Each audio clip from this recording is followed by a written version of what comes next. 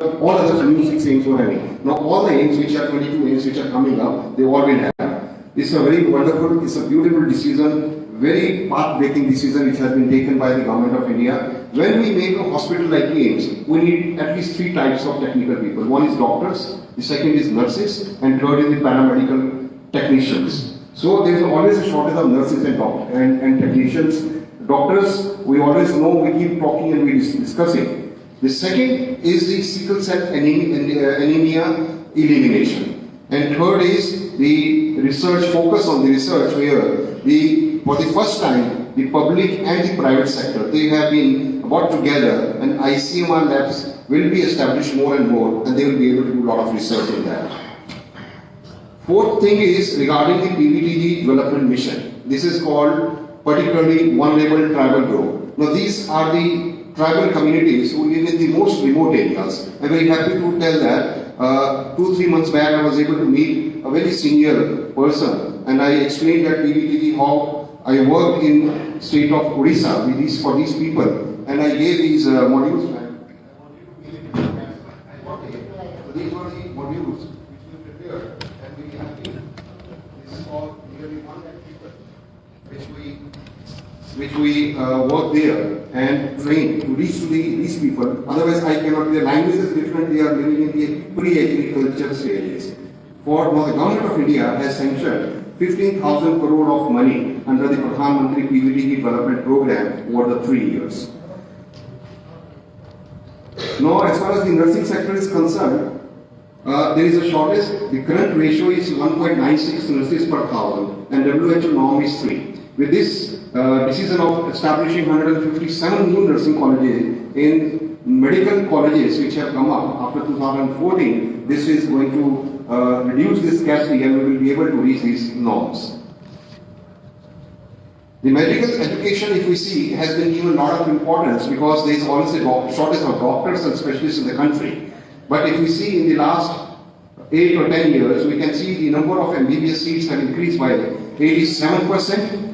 PG medical seats have increased by 105%. Number of medical colleges have increased almost double from 387 to 664.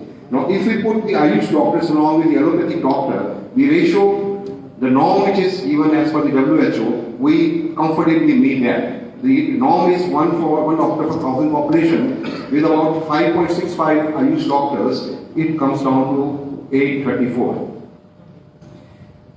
AIIMS, which is the vision of our Honorable Prime Minister to have new AIIMS one AIIMS in every state. You can see in this map that almost like the bottom is in Madurai, Tamil Nadu, we can see, which is coming up, and then Mangalagiri, Vivinagar, and then in east, west, everywhere you can see, and now most of them are in working functional. Some 6 of them are fully functional, some more are in near fully functional, and some are in the early stages. And like we are one of them whose construction has just begun, that we are started providing the services to the people in the surrounding areas. Now this is regarding the Health and Wellness Center. I have never seen in last 33 years such fast-paced execution of services. When it was announced in the budget, I mentioned 1,50,000 health and wellness centers. It already has crossed that target. 1,56,858 health and wellness centers are functional now at different levels, at PSC, urban, and Ayush. And this Ayushman Bharat, Prime Minister's journey, this program, PMJ, part of the Ayushman Bharat, a big budget has been earmarked for this, and this year further it has been increased by 12%. One important and very important, because in public health it takes many years to show the results. Madam, as a gynecologist, will be very pleased to see this graph. When I was a student, it used to be very high maternal mortality. Now, if you see in last 1 decade, this has come down by 53%. This is because of the multiple interventions being taken, initiatives taken by the government. And similarly, if we see the infant mortality rate, it has also come down by 38% in last 1 decade. One Health is another important initiative because the environment, plants, birds, human beings, animals, we all coexist. We have to look after each other. AIMS Vinayagars has also been given the regional coordinator as a regional coordinator for One Health, and we have started this. And medical mobile unit, which is we are running and we have adopted this. This is the picture of the recent conference where Madam came and inaugurated. Thank you, ma'am. And the emission sickle cell, we also have pediatricians over here with us who have come with me. And in case you need to ask anything more about sickle cell, they will be able to help you. The currently 0.4% of the population suffer and 10% of the carriers. This can be eliminated. It is possible if we are very careful in implementing. 7 crore people will be screened under this program, and for this ICMR labs are also being strengthened. And the PVDD, which I mentioned already, the big amount, 15,000 crore, which will bring all important health, education, all development programs together with this tribal community. It is 3.5 lakh tribal people. If we do not take care of them, gradually their population is declining. So this is important that they are also reached and our services reach to them. So this is the International Years of Millets, and our Honorable Prime Minister and everyone has been talking about it, and it has been accepted on Indian proposal by the United Nations. And this year we promote millets wherever we are working, kindly help and join hands in this. So Ayushman Digital Bharat Digital Mission, we have also started implementing. This is very important. And e-Sanjeevani program we are implementing through AIDS. We are connected with nearly 500 health safe facilities in Telangana. And about 300 to 400 health patients are managed through AIDS through e-Sanjeevani. Telemental health, which I mentioned, we also have our psychiatrists, doctors, specialists here. And this is being implemented, and separate budget has been kept for this, which is increased by 121 crore, from 121 to 133 crore this year. And technology for equity, Ayush, Honorable Health Minister Shri Dr. Mansukh Mandavi visited us a few days back and inaugurated the digital services for us. Now everybody will get one number, ABA number. Health account, every citizen in this country, and wherever you are, you just put your number, you will be able to see, select PNR, you will see your boarding pass. And kiosks have been put there, you don't have to stand in the queue, no more long queues, just put your number, you can take out the card, and entire health facility, health data of yours will be there in front of the doctor. You can also have access anywhere in the world. So that's the thing. So in the end, I once again convey my thanks to the Honorable Prime Minister and Honorable Finance Minister for giving due recognition and budget to 22 new aims, and also expanding services which will help boost the healthcare facilities and upgrading the medical colleges, district hospital, creating new nursing colleges and paramedical colleges, and giving leverage to the private and government private sector as well. Thank you very much. Namaskar.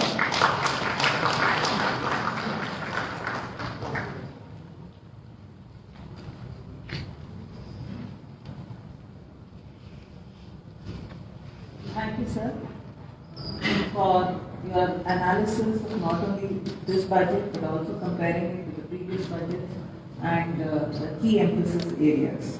I now request Dr. Vinay Nandukuri, Director CCMB, to give his views on the budget. I knew by the time I come, quite a lot of budget part will be already covered. But I would like to start with thanking Honorable Governor for putting together such an meeting where we all can express our ideas, and dignitaries sitting on the dais. Thank you for being here. It's time for us to interact also. Thanks for providing the opportunity.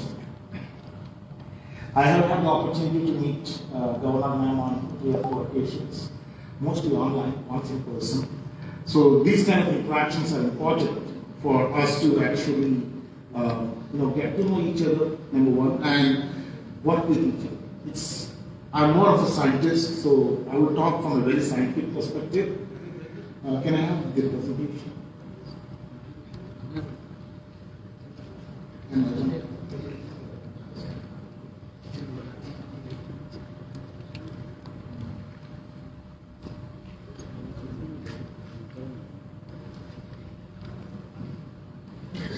So I was looking at it from a very different point of view.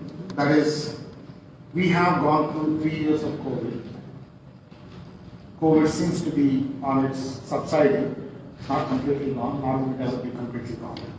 So how can we use our lessons and how can we use scientific infrastructure that has been developed, enormous infrastructure that has been developed over the last 3 years towards addressing future healthcare challenges? What did we do in the last 3 years?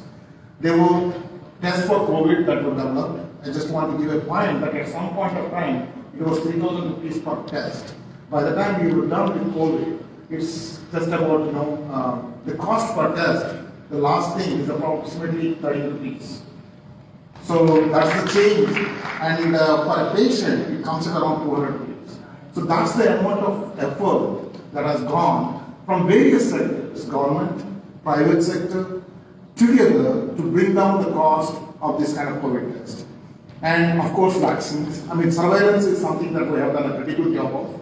In fact, 3,000 COVID genomes have been sequenced across India from various parts, and we actually had a handle of what mutations were occurring as they were occurring. And India was involved in, of course, having our own Bharat had this vaccine, which is essentially inactivated virus, and then we had Covishield, which was produced heavily in Pune. But many other vaccines, such as mRNA vaccine and subunit vaccines and nasal vaccines, now they're all available for our country. And this is already there. This has come in the last 3 years. And mainly because of the fact that the infrastructure is not developed in the last 3 years. It was there, it just got repurposed towards addressing this problem. So that repurposed infrastructure we should be using to address some of the healthcare problems that are not gone but will be there, and what we are going to look at. So one of them is tuberculosis. It's not gone. It's approximately 1.5 million deaths happen every year. There are scientific organizations like DBT, CSR and all have programs to address tuberculosis in various ways. What are the more challenging questions? Think of this. Yes, COVID has unfortunately killed many people. But the infections, if you look into the infections, there are a lot more infections. And if you look into the deaths, that happens to be a lot less than the infections. It's less than 1% eventually. For many reasons, but only a fraction of individuals who are actually exposed to the virus develop disease. And even a fraction of them actually ultimately develop serious illness and die. So there is a lot that we need to understand about us, about our body, how some people are able to withstand this better than the others. Right? So we need to understand this for, it's essentially to figure out who is actually more vulnerable among the population. What are the major healthcare challenges? COVID, of course, tuberculosis, dengue, malaria. What kills the Indians the most, It's not exactly COVID. If you really look into it, still with the coronary heart disease, which is relatively, not exactly an infectious disease, but lung diseases. Lung diseases can be upper respiratory infections coming from various aspects. And many other diseases, including tuberculosis, kill a lot more than COVID. And that's because the numbers have come down a bit now. Last year it would have been a different scenario. What we are saying is that there are healthcare challenges beyond COVID, and we should actually use the scientific infrastructure that we ended up generating in the last 3 years towards actually addressing this. What's the major challenge?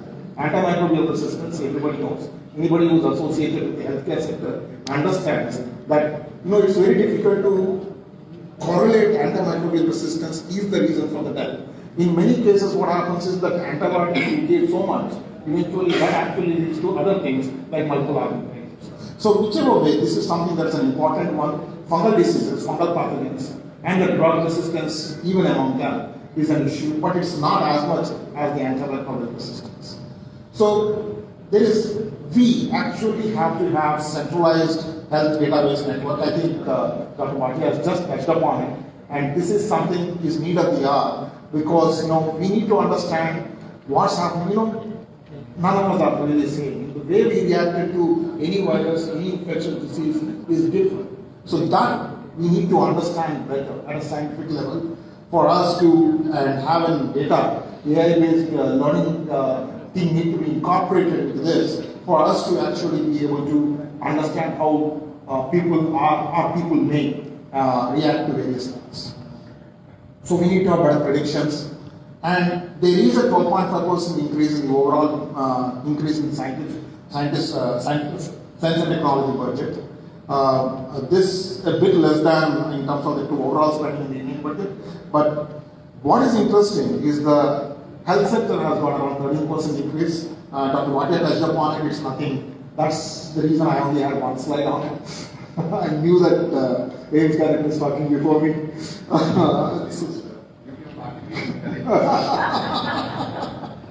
So 22 new AIMS. Most importantly, as our Honorable Governor has mentioned, many more nursing colleges, which is actually necessary for us if you have so many new AIMS are coming up. Focus on elimination of sickle cell, this is our zone, in the sense that at least research part of it is. And CCMB per se has been involved in sickle cell anemia project for the last 10 years. And we have set up camps in Madhya Pradesh, in Maharashtra, and screened many of the many patients there going on, of course in collaboration with the doctors. We actually educated them, and I personally have gone to one or two workshops.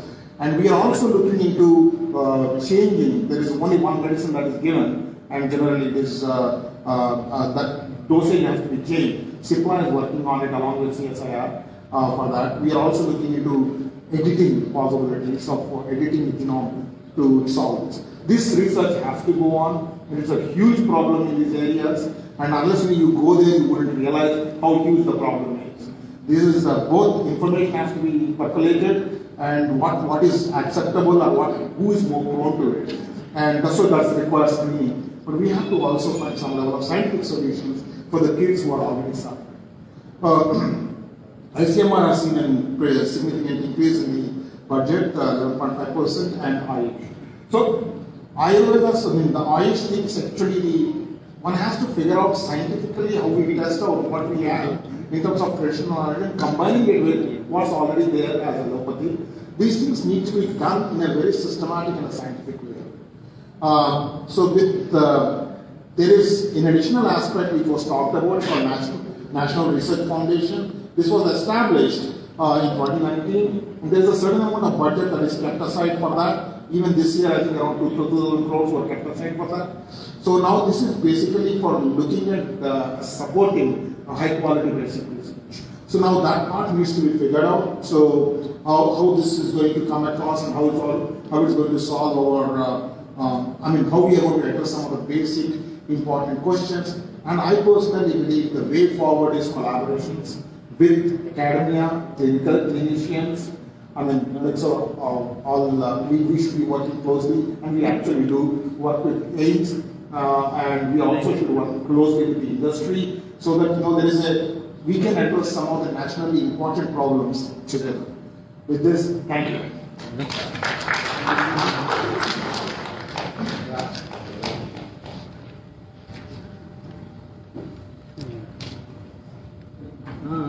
Thank you, sir, for your wonderful insights into the areas which the budget may not have covered and how to focus on these areas and go ahead.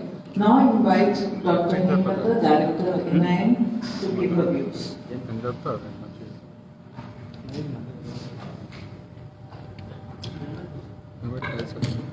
A very warm greetings to all the participants, and thank you so much, Madam. Honorable Governor, Madam, for giving this opportunity to share our views and thoughts. As already been mentioned, budget has been discussed in detail. So here I would like to tell a few things upon health in India and nutrition in India.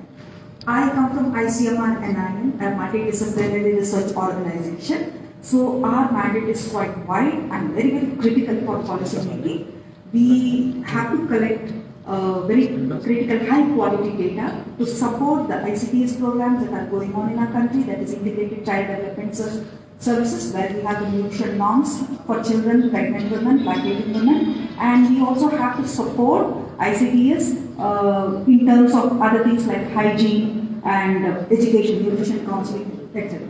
And also nutrition norms in the midday meal programs, wherein we have to collect overall, right, throughout the country based on 24-hour dietary call and also anthropometry. So high quality data collection and supporting the government for various policies is one of the important mandates. And that's not all. We also have to have develop guidelines, for example, recommended dietary allowances, recommended nutrient allowances for people across the world. You must have heard, in 2020 we have released the latest recommended dietary guidelines, recommended dietary allowances for population in India for all age groups, all activity, physical activity groups like sedentary, moderate activity and high physical activity group. This is very important. For example, the NITI Aayog takes this data for implementing the minimum wages for population in our country, for labor wages and all. So that way we support the government a lot. So apart from that, we also, like recently, we have released this global burden of diseases. For instance, India has done very, very greatly in terms of undernutrition. Yes, undernutrition was very bad in the 60s, in the early 60s and 50s. We used to see very high level of stunting, and life expectancy also was very poor. But now we have done very well. But then, concomitantly with the reduction of undernutrition, we have seen tremendous increase in non-communicable diseases, particularly hypertension, diabetes, and many other chronic coronary heart disease like stroke, heart attacks, along with cancers and many other non-communicable diseases. But the major share has been taken by diabetes type 2, which is completely in the hands of in our own hands. If we improve our lifestyle, we can prevent 90% of the diabetes type 2 because of unhealthy dietary habits and because of very poor physical activity among ourselves. We have this disease problem in our country. And it is not poor man, it is not rich man's disease anymore. What we see is across urban and rural India, we see hypertension. In the tribal population where we work with your office, madam, we see hypertension even among the tribal population. The reason being, even anemia and high salt intake can cause hypertension and also diabetes type 2. So it is not, non-communicable diseases are no longer diseases of rich people, but also poor people. So we see these diseases right in the urban population and also in the rural population. Therefore, it becomes a mandate of the government to screen and treat hypertension and diabetes because people in the rural areas and tribal areas are not well equipped with knowledge to understand these problems. So screen and treat approach, when the budget is so much, quite generously allotted for health sector, we have to have provision to screen and treat the rural people and tribal people with respect to hypertension and diabetes. And this can be done. And in screening, treating should also go along with counseling for good nutrition. So you must also have heard, if I have 10 more minutes, I would like to share. This global hunger index also you must have heard. Although we have done terribly, fantastically well with respect to nutrition status, year after year, we are being embarrassed by the FAO and one NGO organization in Germany saying that India is performing very poorly, even compared to countries like Pakistan, Sri Lanka, and the countries that are surrounding us. So we are doing very bad with respect to global hunger index. Why? There are three components in global hunger index. 1/3 of global hunger index is based on mortality, under-5 mortality, where India is doing quite well compared to the Asian countries and many other countries. We have reduced under-5 mortality to a large extent. The other 1/3 is being devoted to undernutrition, like child undernutrition, child stunting and child wasting, where both the components throughout the world, if you see, stunting and wasting, these are the two components which are highest in our country, not in any other Asian countries as well. They may be very stunted, but wasting may not be so high, or they may be wasted, but stunting may not be so high. Whereas India is one country where we see both the things quite bad. The other 1/3 is given for proportion undernutrition. So here is the problem. We may be wasted, but then the children are growing rapidly. Even in your families also you must be seeing, children are taller than parents. We are taller than grandparents. So it's taking time. We are growing tall, but it will take time. Overnight, in one generation, growth cannot happen. It takes time because it is chronic. But the problem is, wasting also is not an issue of, although it is called globally that wasting is acute problem, but in India, I'm sure it is not just acute problem. Maybe a small proportion of children must be suffering from acute wasting, maybe just about 4 to 5%, but the rest of the, 90% wasting is being projected. The rest of the children may not be suffering from acute wasting, but it may be again chronic, because globally, if you see, we Indians have a small body frame. So the weight for height, that too when we are growing rapidly, the weight for height is slightly, it appears to be compromised, although physiologically it may be normal. So we nutrition scientists and the health sector people should come up with good metrics which actually measures hunger and do not have metrics that are not actually reflecting hunger. Although we are blamed and we are embarrassed saying that we are very hungry, the story is not actually true. And the third component, that is proportion undernourishment. In the 2020 dietary requirement for nutrient requirement for Indians that we have released clearly shows, and there is a lot of evidence from India as well, that the energy requirement for Indians is slightly lower compared to the Western population. Our requirement is 10%, about 9% lower for women and 10% lower for men when we compare to the same weight people in the Western population. Therefore, when for Global Hunger Index, when they take 1800 calorie requirement as a cutoff, whereas what we have calculated is only 1600. You must be aware of, if we consume more, we unnecessarily put on weight, and the weight also mostly goes and gets deposited around the abdomen, which is a high risk factor for hypertension and diabetes. So, the globally people are embarrassing us saying that we are eating less, but if we tend to give more calories, if we tend to take more calories, tend to take more food, we unnecessarily deposit more fat in wrong places and develop diabetes and hypertension, because already it is increasing even among the poor, and it is in epidemic proportions today. So anemia also is a huge problem in our country, and we are working very closely with the office tribal population. We have developed a food product that is Mahua, which has shown to significantly decrease the problem of anemia among tribal population. So we have solutions locally. We don't have to go globally. We do have products, indigenous products and tribal population products which can eliminate most of the undernutrition problems in our country. Then we have developed the dietary guidelines for Indians, madam. It is going to be released in 1 or 2 months, which is a very comprehensive one, which educates the people, common man, like what to eat, how to eat. India is one country very, very unique, where we have had very rich tradition of eating locally grown foods, but now it is getting derailed totally because of the availability of inexpensive, I would say inexpensive, highly processed products that are available even in the remotest place of villages and tribal population and rural population. So instead of buying a fruit or some good quality vegetable, they go and buy biscuits and chips. And that is the reason we have this not only undernutrition problem but also hidden hunger. What is hidden hunger? Not only stunting and wasting, but also micronutrient deficiencies which are highly prevalent because of the faulty food habits.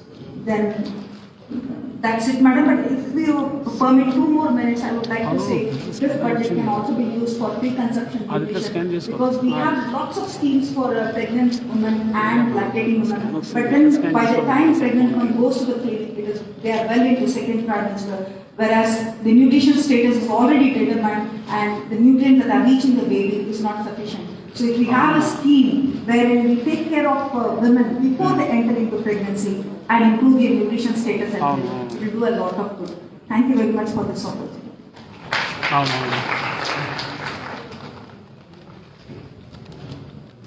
Thank you, Dr. Nikolka, for her inputs and especially sensitizing all of us to Global Hunger Index. I think her narrative has made us understand how to analyze the facts given by the Western world. I now request Dr. Madhuri Kate, Dean ESIC Medical College, to give her inputs.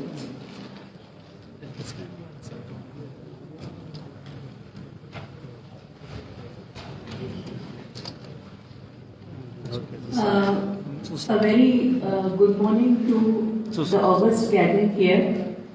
I thank the Honorable Governor, Madam, for inviting me here. This is my first time here after the huge presence of Dr. Srinivas, who has left an indelible mark on the ESIC Medical College at Sanat Nagar. I have huge, big shoes to fill, Madam. So, I thank you all for inviting me to the August gathering here. The aim of this meet is to discuss the health sector initiatives and the allocations in the union budget, and it is indeed a noble initiative, Madam, to involve so many people from all the sectors in order to give a tangible benefit to the society, especially the marginalized ones, that is the tribal ones. I represent ESIC, in which our ESIC Medical College has UG, PG and super specialty hospital. So we are under NMC guidelines, and we have to follow the guidelines of NMC for establishing the norms of medical college, postgraduate ones also, and super specialty. And we cater to the insured people. And in this, as such, insured people are treated in our setup. Now, sickle cell disease is rampant in certain communities and in certain tribal pockets and in certain areas. I come from GMC Nagpur UGPG, and we have been exposed to sickle cell disease right from the UG days. We have taken, and also malnourishment is, malnutrition deaths are very common in the Melghat area near Chikaldara in Amravati district. So we, as a junior lecturer, I was posted in CR mobile camp, CR Das mobile camp in Melghat area. So it gave us a true perspective of how much malnourishment is there in the tribal areas. Though there are tribal areas even in Thane district, where in Mumbai, in Palghar district, which is so pathetic to see that they are so near to the metro city like Mumbai, but they are suffering from malnourishment. They don't have access to basic healthcare facilities. There is no access to normal roads. The conditions are so pitiable that electricity is not there even after so many years of independence. And sickle cell disease and malaria are very rampant in these areas. Now, I would like to just put in my personal input, Madam, that what you said about integrating of the integration of various modalities of treatment for the patients like allopathy, Ayurvedic, Unani and homeopathy. These are really, if it is done systematically, it will really help, because of my personal experience. I have been to tribal areas in Chandrapur where falciparum, malaria, is very rampant, and they are given under the scheme of anti-malaria or eradication malaria program. They are given allopathic medicines. I have seen with my own eyes how the liver gets damaged of the young children also. So there are certain pilot projects of which I can give information, in which Ayurvedic medicines are being given to these patients. I can give you the details later. They are effective in controlling the falciparum malaria. Along with that, even the people have sickle cell disease also, but the liver is not damaged. So this I think has a very long-term effect on the overall well-being of the patients. If the liver is damaged and the falciparum is cured, what is the use? So because the liver is damaged, I won't say that it is blaming the allopathic, but since there are repeated attacks of falciparum malaria, the treatment is given for a longer duration of time and repeatedly. So in our medical college, we can help with sickle cell disease by way of doing the sickling test early and late, and we can also help by establishing the electrophoresis, hemoglobin electrophoresis. Okay, sorry. Now, regarding the research and development, ICMR has short-term studentship programs in which the UG students are directly involved and they get the stipend for conducting certain research programs. It is a way of improving or enhancing their personality and also giving certain research projects to them to inculcate scientific temper in these UG students. And such short-term studentship programs directly can be of help in if we collaborate with ICMR for such projects. Now, regarding the chronic CKD, there is a dialysis center in Essex, Sanat Nagar, and in which 45 dialysis machines are there, which are providing round-the-clock facility to the patients. As per the NMC guidelines, madam, I would like to add here, apart from the inputs which have been given by our august speakers earlier, yoga has been incorporated for our UG students as per NMC guidelines, and yoga class is mandatory for the students. This has been directly because of the initiative of our Honorable Prime Minister in declaring 21st June as a yoga day. So after that, this initiative has been started and it is directly helpful to the students to benefit from the stress and strain of daily life and to help them concentrate better, and overall development is there. So this has been started and it is being followed for the UG students. It has been made mandatory. Now, regarding the role of medical colleges, technical support and the research projects, as earlier the tribal areas by which with the help of the Red Cross Society, the visit of Mehboob Nagar and these places, tribal pockets were done, which we will be happy to collaborate and go further and help the tribal people. In continuation to my talk, if it is permitted, Madam, Dr. Sushma can give a PowerPoint presentation. She is the head of the Department of PSM at basic. 2 minutes. I thank you, Madam, for giving me an opportunity. Thank you very much.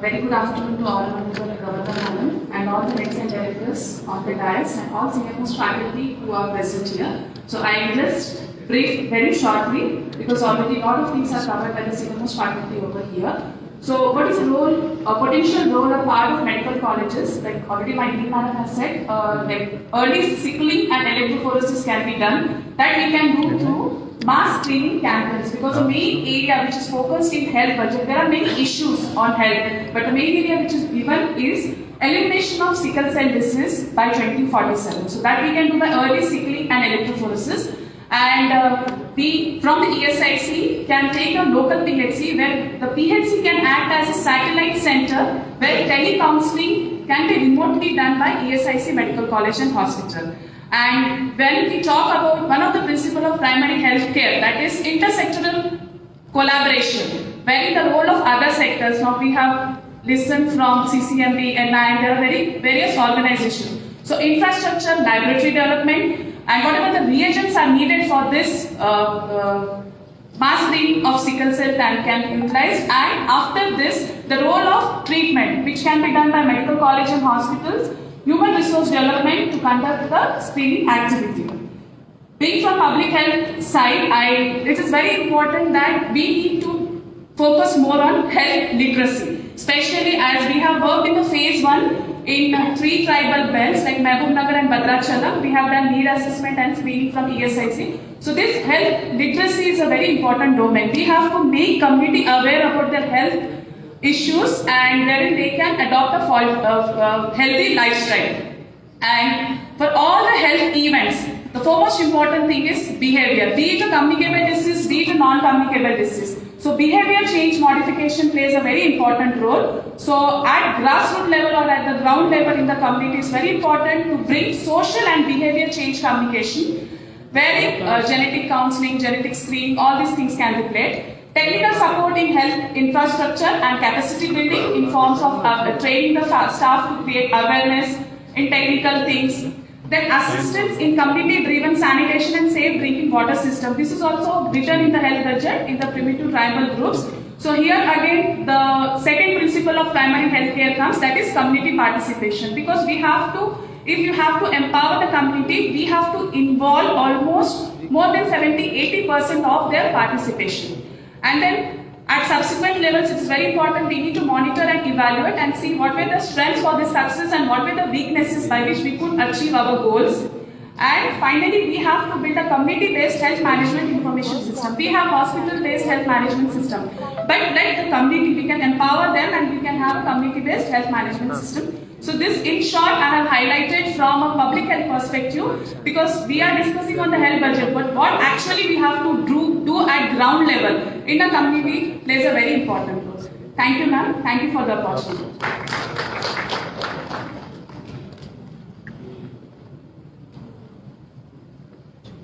Thank you, ma'am. I now request Professor Shamana, Senior Professor, Medical School, University of Hyderabad, to give its views.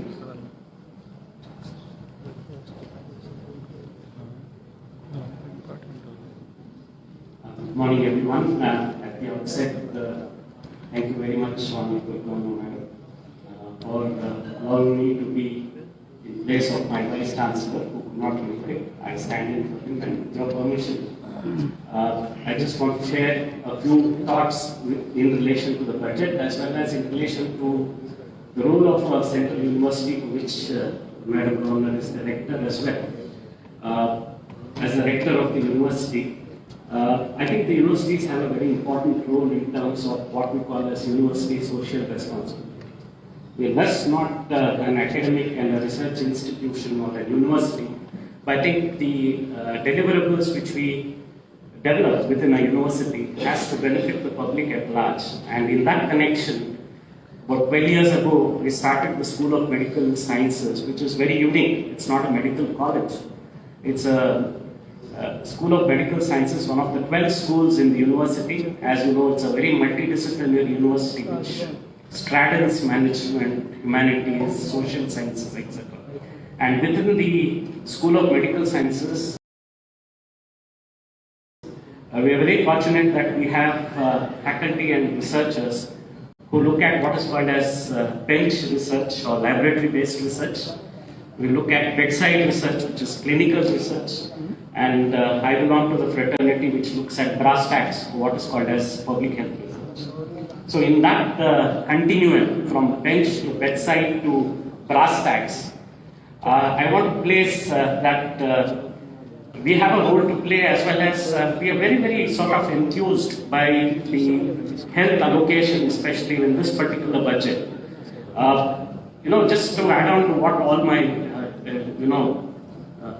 dignitaries said here in terms of the budget, if you look at the last 5 years, the increase has been 27%.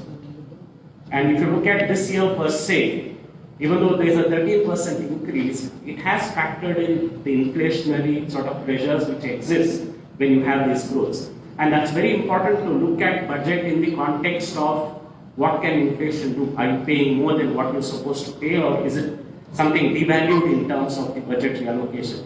That's a very, very significant point.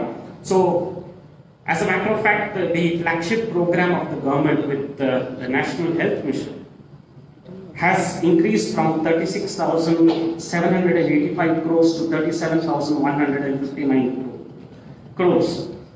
Again, the National Health Mission is a watershed movement in the country's thing, and I say it's a watershed movement just because this is the only program which probably looks at health system strengthening. It doesn't look at vertical programs of disease control, etc. It looks at strengthening the health systems using all the 6 pillars of the World Health Organization approach. And I think it's very, very important if you look at the budgetary allocations as well. what we discount or what we don't talk of when we look at the health budget per se is so much of allocation which is being done to the social determinants of health. So if you look at water sanitation, if you look at universal primary education, if you look at things like livelihood generation, if you look at nutrition as you was mentioning, and related to what Madam you said, I think especially with respect to the agency areas, we've had what is called as a food security bill. Does that translate into a nutrition security? So it's not about providing rations, etc. It's about making sure that it is translated into nutrition security. And especially when we are looking at, say, the agency areas and the tribal population, very critical to look at that. I was just making a rough calculation. The public health expenditure as a percentage of GDP is about 1.98%, which is a substantial increase since a few years ago, which was 1.3%. And we were not even able to spend the 1.3%, as a matter of fact. Don't get me wrong, but that is what it was. And it is 1.98%. During the COVID time, it had crossed 2%, which also means that we have made substantial progress towards what is called as universal health coverage. The percentage of allocation towards universal health coverage and sustainable development goals is 10% more than what it was in the last budget. And this is a significant sort of allocation within the overall milieu of looking at budget and the healthcare allocations. My illustrious colleagues have talked about medical and pharma research, and Dr. Shushma, with whom we have MOU from the university with the ESI Medical College, and Dr. Srinivas and myself went to medical school together. So we were able to do a lot of headway there. Technology, especially when you're looking at technology, leveraging technology. Now for the agency areas, if you're looking at a hub and spoke model, the use of bandwidth, which we have with respect to penetration of our networks, becomes very, very important, very paramount in terms of reaching people who can't be reached regularly with the services. I think we have to leverage telemedicine and tele sort of approaches in terms of making sure that we can reach the last mile connectivity, whether it is Araku or whether it is places in Adilabad, etc. Ma'am, related to that, I also want to tell you, with the Department of Anthropology, on the request of the Social Welfare Department here and the Tribal Welfare Department, we have 4 reports which we have made with respect to PVTGs. And significantly, these reports are with respect to maternal child health care, neonatal care, healthcare utilization of healthcare coverage, and the whole aspect related to what Madam said in terms of the trimodal transition which has happened. When I say the transition, and we have a trimodal distribution of disease conditions, the unending story of communicable diseases, the emerging story of non-communicable diseases, and not to forget the tribals, especially vulnerable populations, are exposed to a lot of injuries and accidents. So if we need to make a policy, and if we need to leverage whatever we need to get out of our budget, I think it's important for us to also look at aspects related to non-communicable diseases. I have a scholar of mine, PhD scholar, who is working on tribal health, and as a matter of fact, there is a report of 2018 from the Ministry of Tribal Affairs, and this report has not been actioned. When I say it's not been actioned, maybe because of COVID and other things, I think there are significant aspects in the report which can now take the health budget allocation and be implemented. I think it's very, very critical to look at it. Kala azar in certain parts of our country, elimination of tuberculosis, filariasis, as a matter of fact, it may not kill people, but it maims people in terms of disability. Those are certain things which we need to look at also in the agency and the vulnerable population areas. And comprehensive primary health care, the highlight which Sir talked about, the health and wellness center, wonderful move, but at the same time, I think alternative streams or getting other practitioners who are the first point of contact between the community and the people in terms of whether it is, Ayurveda, Yoga, Unani, or in places like Kerala. We are working with the Malabar Mapillai community, where we are looking at their traditional practices, and incidentally, their traditional practices most of the things are mainstream practices which we practice today as well, but we have an opportunity in terms of looking at how do we bring those people into mainstream, especially when we are looking at agency areas. Lastly, madam, I wanted to also, make a huge pitch in terms of looking at the International Year of the Millets and the promotion of millets as a very important aspect related to it. And madam, do count us from the university. We will be very happy to be any part in terms of the work which you will be doing. Thank you very much, madam.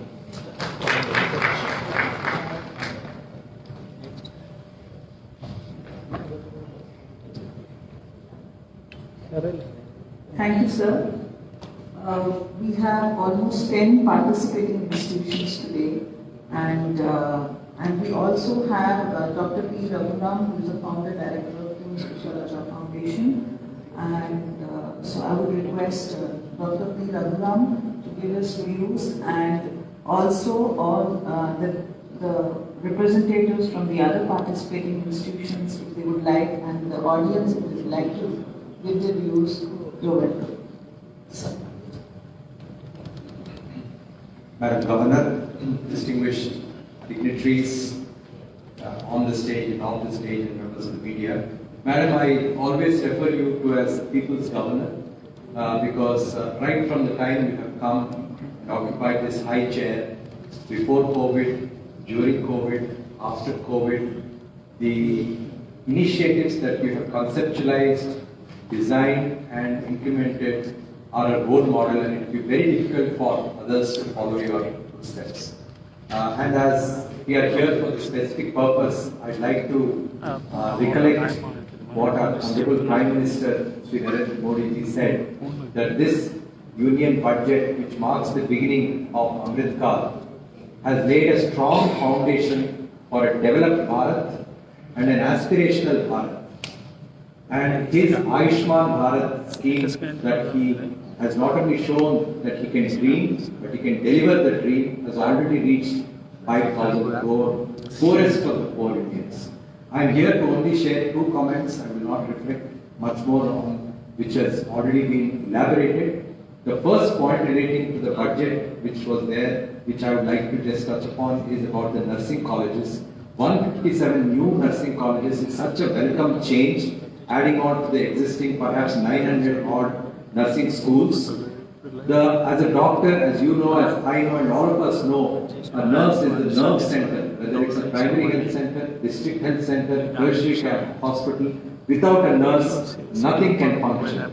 And it is so important that we give so much of importance to nursing care. But I'd like to add here, madam, that if we can also suggest that cancer nursing, which is such an important subspecialty abroad, and breast cancer, as you know, is the commonest cancer affecting women in Bharat.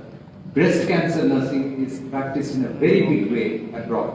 So I think if we can introduce cancer nursing into these nursing schools, although there are some oncology courses for nurses, but cancer nursing, breast cancer nursing is virtually non-existent. The second point which I'd like to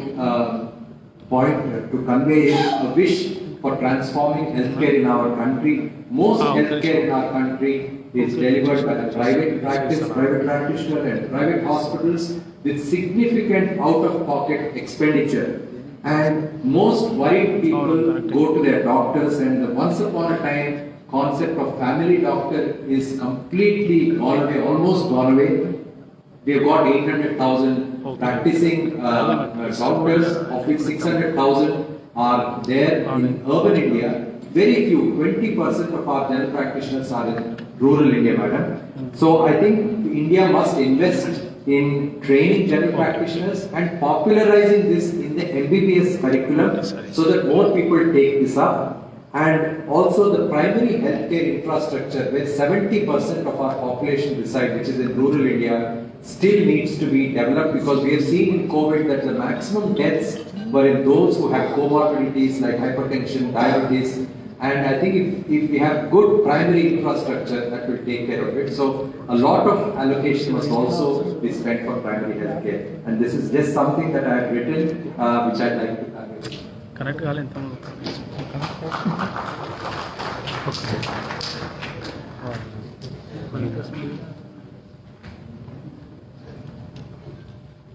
Thank Thank you, sir, for your remarks.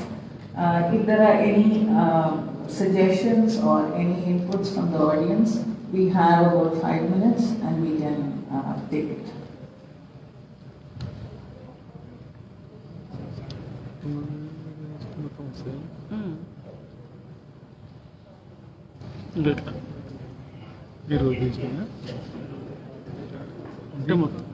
Namaskar and good afternoon. At outset, I want to thank Honorable Governor Ma'am, Governor of the Telangana State and Executive Governor Puducherry for inviting me to this platform. Thank you, ma'am, and distinguished audience. I come from NIPA, National Institute of Pharmaceutical Education and Research, a very young institute which comes under the Ministry of Chemical and Fertilizers, Department of Pharmaceutics. Happy to know that again in this budget we have two big responsibilities to play. One is to strengthen the R&D sector in pharma with the help of public-private partnership, and also to strengthen the existing medical devices department in India. So these two big responsibilities come for NIPERS. We are 7 NIPERS. And you know, as we have seen, we have learned a lot from COVID-19. Now we know health is wealth. And this is the time to sort of prepare. You know, we should not be first the pandemic comes and then we respond. So now we should be working on prediction, preparedness, respond and treatment. So this is how we should be preparing our medical healthcare system, even the pharma sector, in this direction. To just address these two issues which have been highlighted by our Finance Minister and Prime Minister, and of course, I'm really happy that ma'am is taking such a good initiative and bringing all of us together, ma'am. Really great. So, you know, I just want to public speaking from NIPA perspective.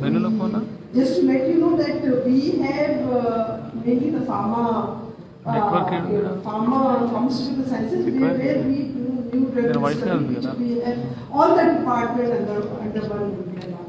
And we have been given a mandate to sort of boost R&D in the sector. We are working in various areas. APIs, some of the APIs we know after the pandemic how our dependency on China has reduced with time, and there are a lot of initiatives taken by the Department of Pharmaceutics also. We are also working on repurposing of drugs. Not only this, we also work on some of the traditional medicine. We have good collaboration with the Unani system, which is the director's office here with us today. Then we are also working medical device. This department is about 2 years old, and as we know that 65% of medical devices are being imported, and we are working with them. I would like to sort of tell the August gathering that we are interested in collaborating with some of the institutes which are here, and also institute at large. We would like to sort of sickle cell anemia in Telangana has much more cases of sickle cell anemia. So we have a good we can be part of the survey of this. Also in terms of diagnostic, medical device where we are working on some of the paper-based devices. So we would like to institute like CCMB. And also the treatment. You know, our treatment is very expensive, and some of the pharma industry are struggling. Even for a small device which comes with the cost of so we are already working in this direction for some other disease, but definitely we would be like to be part of sickle cell anemia. We will take this forward. And you know, I always feel during pandemic we have been called pharmacy of the world, and you know, this is the time we should be the pharma market of the world. This is how I look at the pharmaceutical sciences. And role of technology cannot be undermined, which has been said by many predecessors also. With this, I just want to thank you for everything, and I look forward for more collaboration since many of the people I have not met before are there with us. And really great. Thank you so much. Thank you.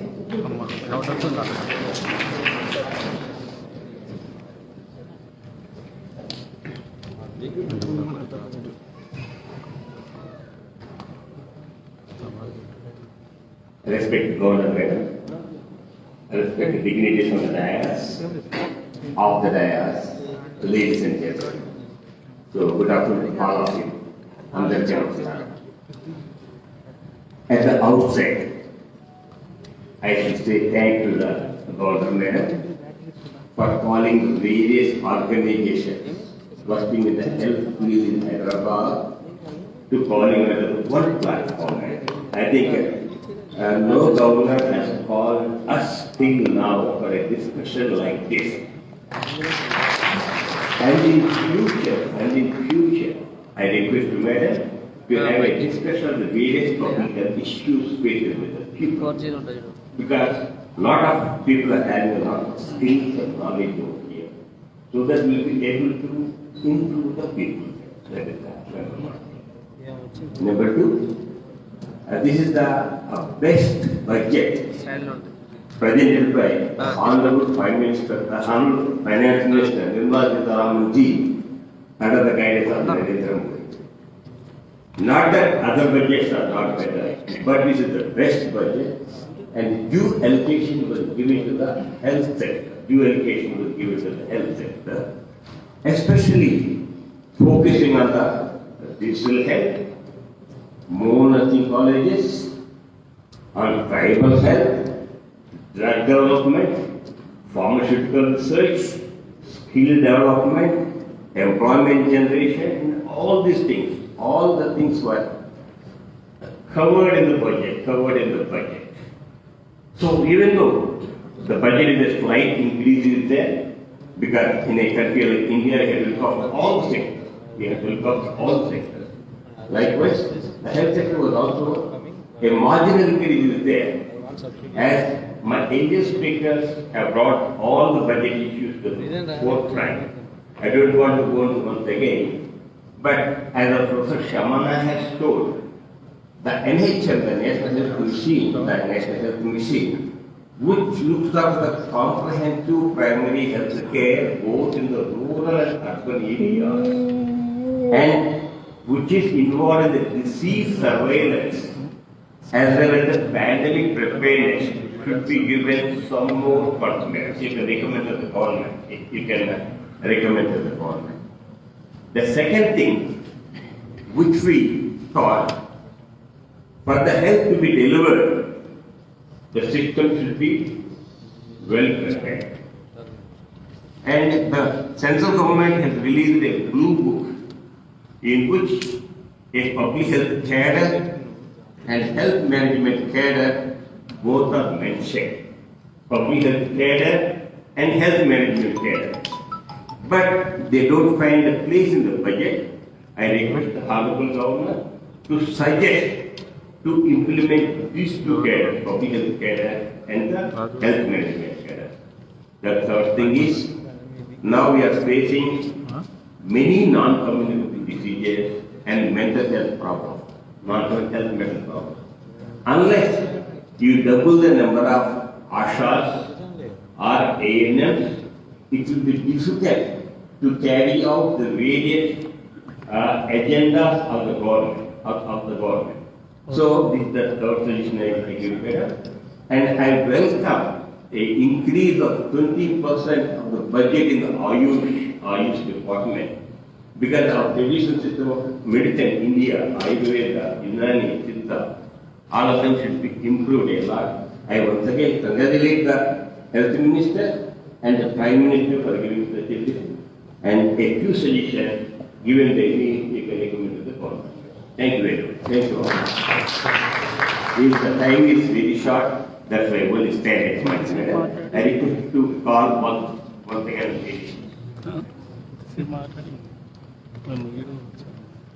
Good afternoon to all respected madam. They really very opportunity to me as a Ayush representative. Previously, we are using allopathic medicines. After the COVID, we know all dignitaries and all people of India knows that what is the Ayush. Ayush means Ayurveda, Yoga, Unani, Siddha and Homeopathy.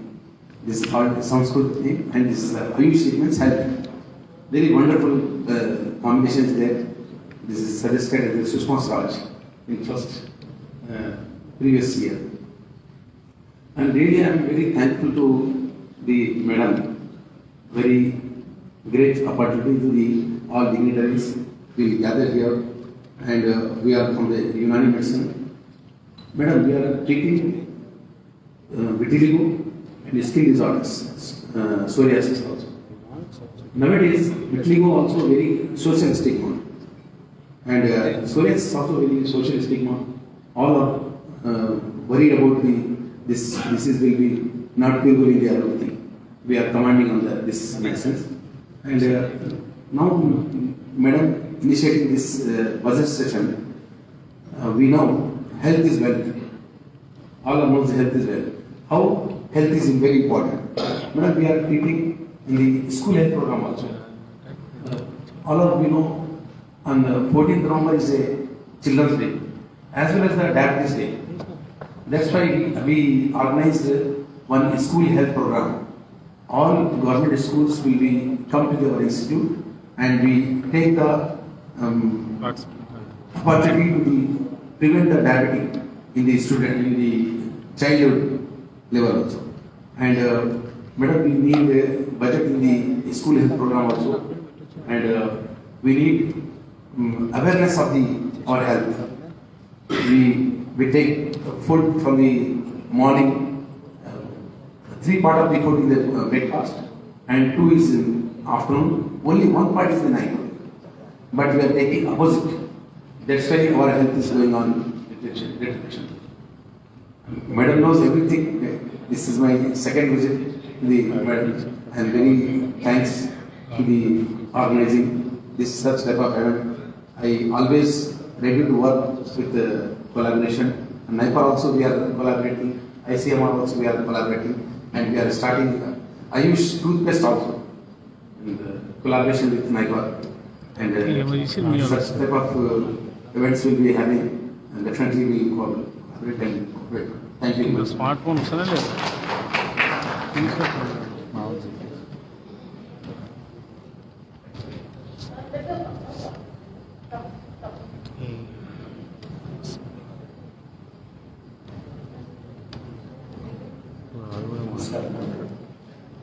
I am also one of the attending institutions. I am belonging to National Institute of Indian Medical Education, and has also been invited for this function, madam. This is first time we are visiting this August Academy. I represent CCRS, Central Council for Research in Ayurvedic Sciences, Ministry of Ayush. Myself, Dr. G.P. Prasad, Assistant Director, National Institute of Indian Medical Education. Our CCA fundamental and literary research oriented mandated institute. We are having wonderful medical historical museum. We are having here about 20,000 books on all medical systems. We are having medical historical library. So our institute is doing research on literary research, especially we are developing e-books. We are developing IT related tools regarding Ayush systems. So we are also involved in outreach activities, madam. Till 2019, our institute was having tribal healthcare research program. With that program, we treated more than 7,000 patients. We are having collaboration with NIN also, madam. We are having collaboration with ICMR institutions. We run a clinic at the Cantonment Medical Hospital we are running. And at the same time, we are planning to have a clinic in CCMP and even NGR also. So I am also very thankful for the deal now ESL madam. So I worked earlier in Nagpur and even in Vijayawada also. So through our tribal healthcare program, we treated many malarial patients. What madam is telling is regarding Parijata Patra Ganapati and Ayush 64. This Parijata Patra Ganapati is given for the treatment of falciparum malaria. Even Ayush 64 was also given. We have wonderful results, madam. So like that, we are having many programs through our institute. We are conducting. Thank you, madam, for giving the opportunity. Thank you. I know Rajbhavan, Rajbhavan.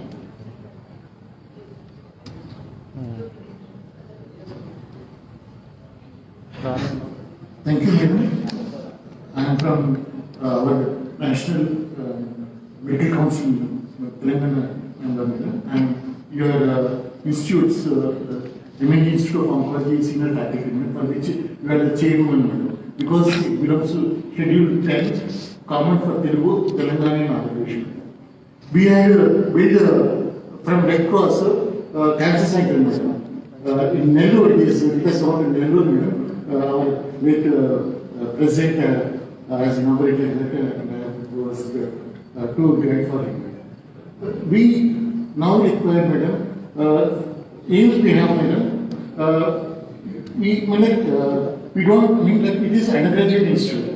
But if it requires to become postgraduate institute or ESA medical college or MD hospital or military hospital, they already have the DNB courses. If they have to make it a postgraduate institute, madam, as per the medical council recommendations, they should have cancer center, cancer department. So for cancer department, Government of India Cancer Control Program will sanction 130 crores irrespective of the budget allocation. One time single grant it will give money. Like when it was in a common manner, since in Telangana we have only MND Institute of Oncology as the cancer center. For the whole of Telangana, government has only one mission. We don't have any cancer centers from government point of view. So already AIMS has a provision funds and place and budget. So if we can start a cancer center at AIMS or ESA Medical College, because ESA Medical College patients are coming to NIMS and they are paying huge amounts for treatment, or MNJ where we have of course taking free. In Railway Hospital also, we in Calcutta Railway Hospital we have a cancer center. In Railway Hospital, Secretariat, which has DNB courses for super specialties also, madam. If you can have a cancer center, the funds will come from cancer control program. 130 crores for establishing the cancer center. And the funds of the Railway Hospital can also be used. Yeah. Yeah. Yeah. Okay. Thank you.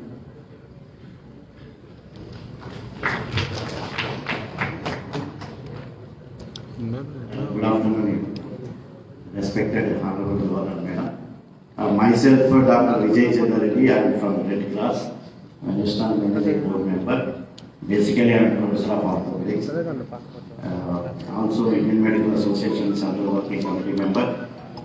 Just I want to share dignities on the dais and all the rest. I want to share only 2-3 things. One is the acknowledging the proactive manner in which Honorable Governor Madam given the opportunity for the Red Cross to associate it with the agency areas of 3 districts, Adilabad, Nagarkarnool and Bhadrachalam districts, 6 villages with the Governor Madam's initiative. Red Cross is one of the stakeholders in associating with that, helping all the poor in giving the mobile ambulances or the Mahua food and nutrition kits, or it is the Rajasri chicks.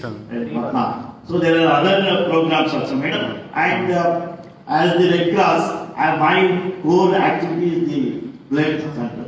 So when I have gone into the budget, what are the provisions in the blood sector, core sector I have gone? There is about 3,097 crores have been allotted to the, either it is NACO or in the blood transfusion services or national blood transfusion. That is the allotment, madam. And the second aspect is the disaster management, madam. How do we get ready in the emergency preparedness from the health aspect? The other aspect comes in the home department, that's different. But from the health aspect, 128 crores have been allotted for the health preparedness to combat it whenever there is a disaster. These are the 2 things, madam. The other only one which I wanted to talk, but all the members shared that for the agency people, the provision for the Pradhan Mantri, particularly vulnerable tribal groups vision for the next 3 years.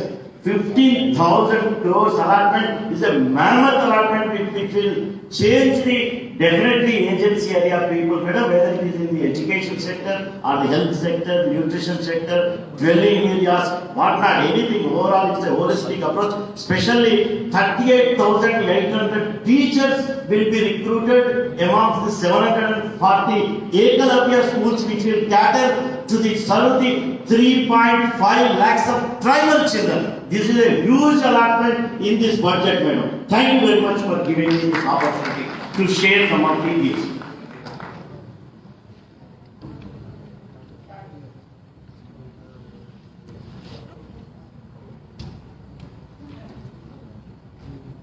Respected Honorable Governor, very dynamic doctor, very human doctor. Particularly, she selects the people who are most in need.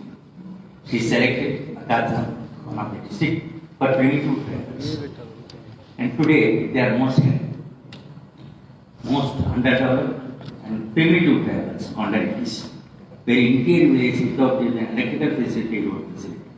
Today, nutritional problem, underdevelopment and sick and anemia. Next is sickle cell and thalassemia. She provided 1 crore rupees out of her funds. See, thalassemia sickle cell is under construction. I hope it will get completed with the guidance. Number 2, my only suggestion, because improvement of tribals and human doctor, Bhadratanam caters to 4 states, mostly tribals. Telangana, Andhra Pradesh, then Orissa, Chhattisgarh. It is having 250 bed hospital, area hospital. I only want you to upgrade it as a super special medical institution, and you are very dynamic and very human. I hope it will become a super specialty institution, either by the central funds or state funds, and attach it to a medical college, which is 25 kilometers away. There, the medical training program can get improved. All the recent medical needs, cardiology, nephrology, urology, anything, can be provided at a doorstep to the poorest of the poor, tribal people in 4 states. I am submitting this for the Honorable Madam for improvement of tribal agency health care system. Thank you.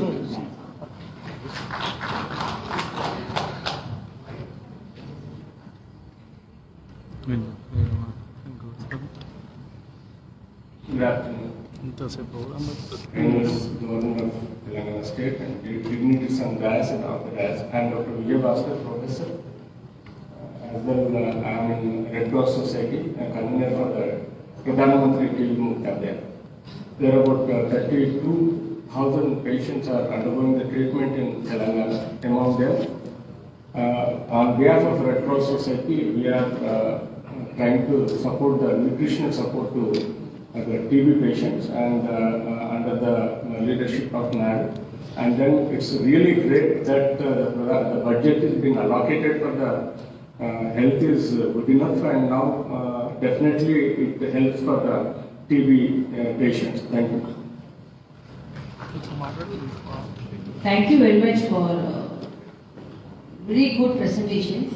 One request is, because some of you were unable to present totally because of constraint of time, I appeal you all, give the article as an article. What all you have presented, and future if you think, maybe elaborate it also, so that we can come out with a book, so that it can be presented to the government under the Prime Minister, so that your suggestions also, what all you appreciate, and then some of the suggestions are good suggestions, so that it can be included in the next budget or in the future plan of our country. And really it is very rare to get such dignitaries at the same time. And as it is said, it is an opportunity for yourself to introduce yourself. Hey, photographer! You are serving the state of Telangana with the great of your efforts, with all your expertise. But in spite of that, we wouldn't have met each other. And another thing, when we meet each other, our collaboration with each other, definitely will help the people. Particularly my request, another request, as early as possible, you can give us the articles in full form, what all you have presented, with a small biodata of yourself, so that within 1 week, because always you have to fix that time, otherwise it will take within 1 week. If you could, we can come out with a book, so that it will be a record. It's a record to be preserved and it can be presented so that what all we talk, it should not go to the air, so that it should have a concrete effect on it. So it's really a very productive time which we spent today, and your views are highly respected, and the way you take forward your subjects and your efforts is highly appreciable. And another thing, because we are taking efforts towards the tribals, what are the way you can, well, already NIM, ESIC are helping us, and I want Nagar also to get associated with us, even though you are doing the great work. Yes, yes, yes. So along with what all we have done, and even we are doing, it was appreciated in the governors conference actually. We have taken forward the Mehua laddus, and then we are giving the Rajeshwari chicks. So they take the eggs. So it, they want to sell, that is also economic for them, and if they eat also, that is helping them. So with all of the efforts, you can give advices how your institutions can collaborate with us in not only in tribal population, particularly in university.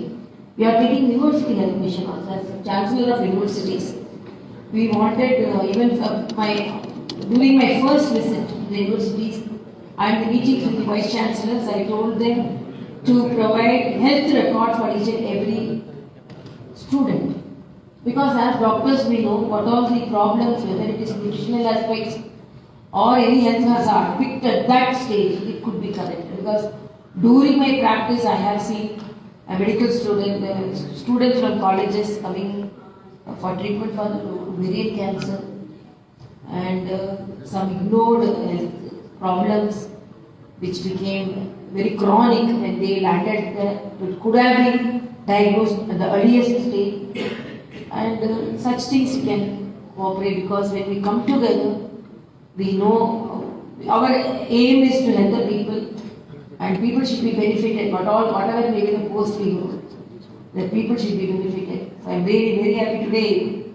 It's very happy, very super productive. I cannot even tell productive, super productive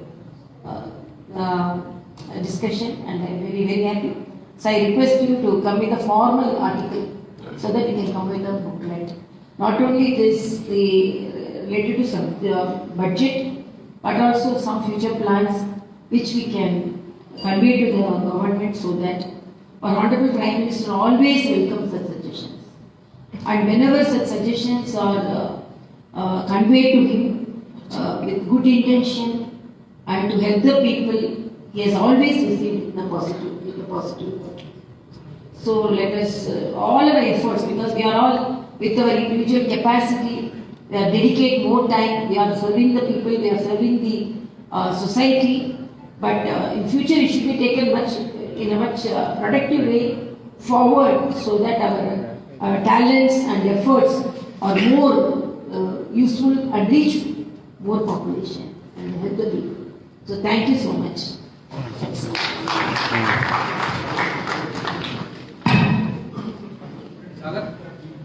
Thank you, ma'am, for providing this wonderful platform. We now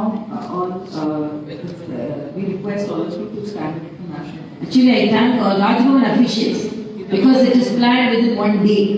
Just 24 hours they have planned everything. And almost, so it is like this we are going to conduct program for very soon. So I thought as a doctor, and this is the subject which should reach the public, so we selected